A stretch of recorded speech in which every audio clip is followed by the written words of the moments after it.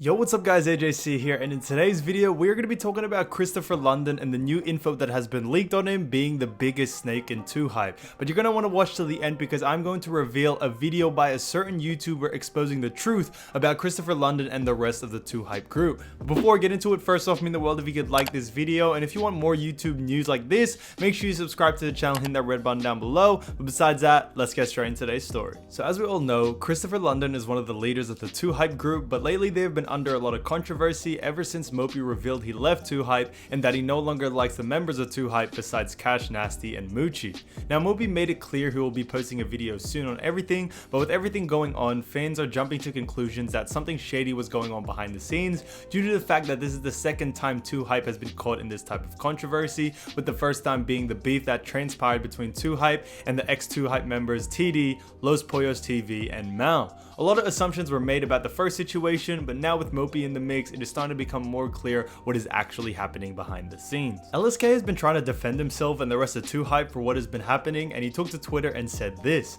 "Literally haven't slept because I still can't fathom what's happening. When you're blocked, it makes you unfollow that person too, FYI. I'm getting made out to be someone I'm really not. I usually keep things private even when it makes me look bad, but stop spreading lies." He added screenshots to this tweet of him messaging Moby and some of the conversations they've had in the past. So this one, LSK says, "Yo, not sure if this helps, but I've been listening to this every day when I wake up, and it's helped my thoughts a lot, TBH, just wanted to share the vibes." Mopi responded with, "Thanks dude, yeah, I'll check it out and listen to it." So if you didn't know, Mopi during this time has considered to be taking somewhat of a break mentally, as there's just a lot of things happening. And then continuing on from that, LSK said, "Yo bro, how you feeling?" Mopi responded, "Just decent and taking time to myself. What about you? Also, I'm happy to be in your quarantine games video, gotta finish that series." LSK then replied, "That's good, yeah, just finished recording for the day, gonna try to pull some Pokemon packs on stream soon. It's all good bro, def wanna finish that series with you in it, but I don't wanna force it tomorrow cause I have to order a few props,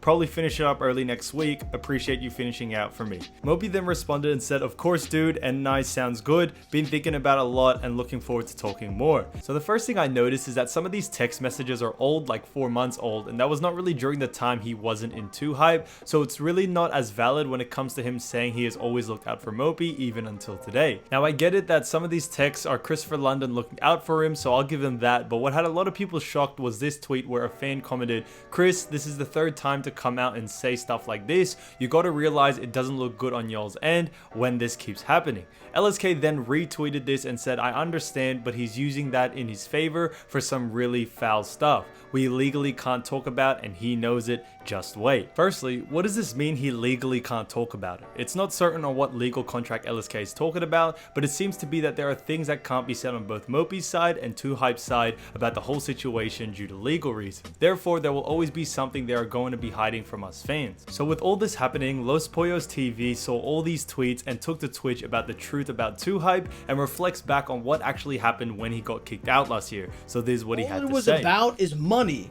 And oh, they're doing like a deal, like, oh, what deal are they doing? Oh, some shit with like, what was it? Some fucking SeatGeek or some bullshit? How do we get more money? Okay, let's make the group 6 instead of like 9 or whatever it was so we can divide up and get more money each. That's what it was. There's no real reason.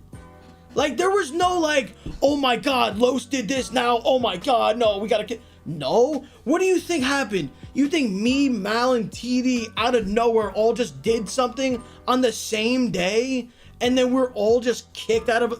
What are you talking about? Los makes a really good point in this video. He states that it was a money-hungry decision to bring the group from 9 people to 6 people in order for each member to receive a bigger cut from sponsors, and also mentioned that Mal, TD, and Los all got kicked out of 2 Hype and didn't voluntarily leave. I hear a lot of people saying in my comment section that TD left because his mom was sick, and that is just simply not true. 2 Hype decided as a whole to kick them out because firstly, they didn't live at the mansion, and secondly, it would be easier to cut them 2 out more than anyone else. Los Pollos continues to rant on stream and say this: "That was another thing that the tall one like mentioned on the stream, trying to talk shit about me. He said that like I was like late on rent or some shit. It was like he said something about rent. If I was 6 months behind on rent, then the old dude was fucking 7 months behind on rent, bro. It was the most hypocritical thing I ever heard in my life. When you saw him go on his stream after I like exposed them that one day? When you saw him go on his stream and be like, oh yeah, Los didn't want to be in videos, Los was lazy, he didn't pay rent, all this shit. He's just grasping at shit just to justify him kicking me out the group. Like, that's what it is. You can say shit about anyone. You want to talk about rent and shit, you could say this shit about the old guy. So just in case, when he says the tall guy, he's referring to Kristopher London, and when he mentions the old guy, he's talking about Zach TTG.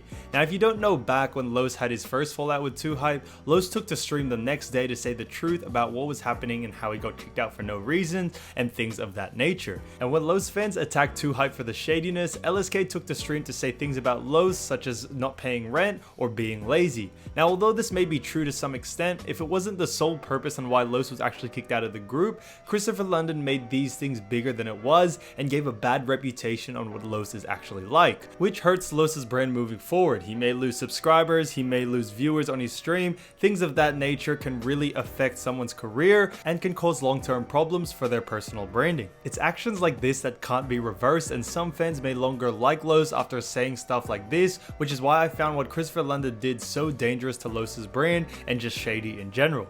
Los continues to say this. Out of nowhere, after not speaking for a year, I randomly get followed by the tall one and Jesser, and they're like, oh, like, what's good, bro? Like, hope you're doing good. Like, what, like, so, but me, I'm just sitting here, and I'm just feeling good. I'm like, okay, maybe they just want to just, clear the air and just be cool now. And I was like, oh, like, all right, I'm good now. I'm chilling. So whatever, like, I'll be fine. If you've seen them retweeting or tweeting about some card company, soon as they're like, yo, what's good? What's up, bro? Like, hope you're good.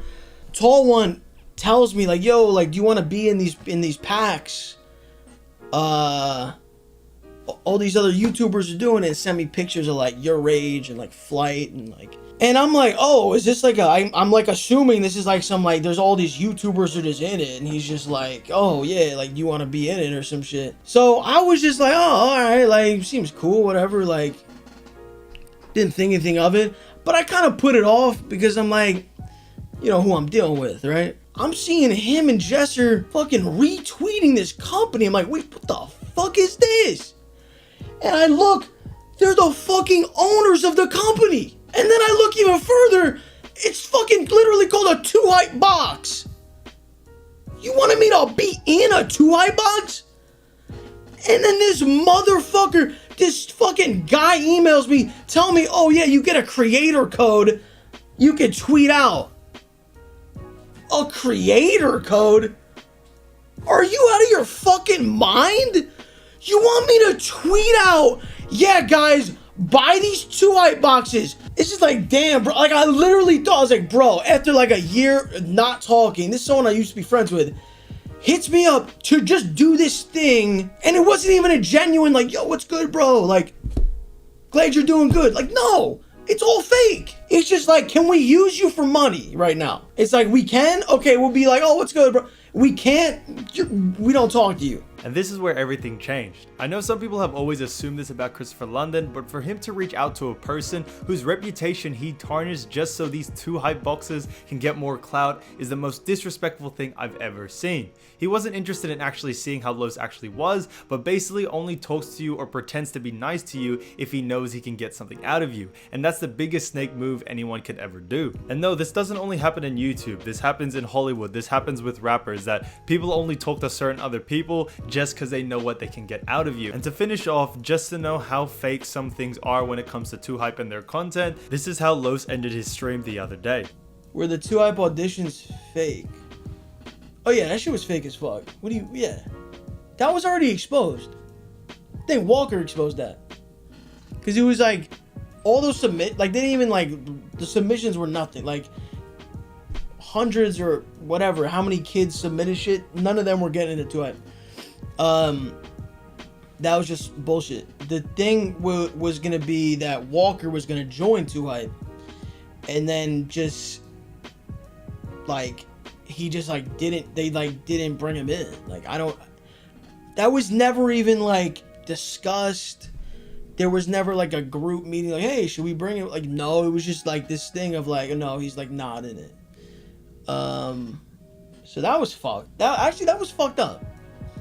Have like the fake, like, oh, like, you do this, like, I'll give you money, or like, you know, thousands of dollars, like, oh yeah, you'll win this. Like, no one wins any of the money. Like, this shit is just recycled money, bro. It's fake. Like, that's not, no one's like winning money in these challenges, or like items either. No one's like winning things. So there you have it. If you're one of those kids that actually applied to be in 2 Hype, just know you were never actually looked at. It was never actually going to happen, and it was only just a big scam just to get their clout up. And on top of that, all their content now where they're giving away $10, $20, $100,000 are all fake from Los's experience. So we all know the giving away of big money actually started from Mr. Beast, and when he started to go viral and get millions and millions of views, a lot of YouTubers copied them. But the thing that I like about Mr. Beast is that he actually kept to his word and actually gave all this money away.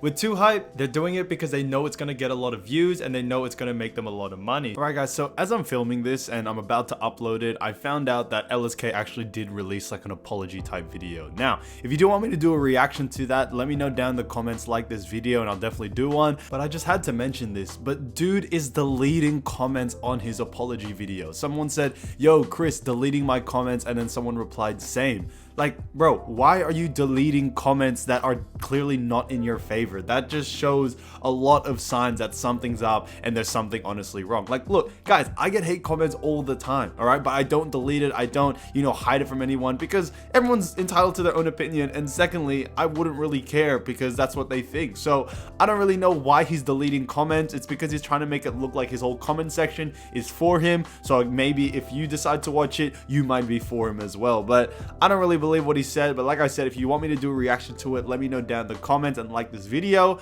But thanks so much for watching, guys, and I'll see you soon.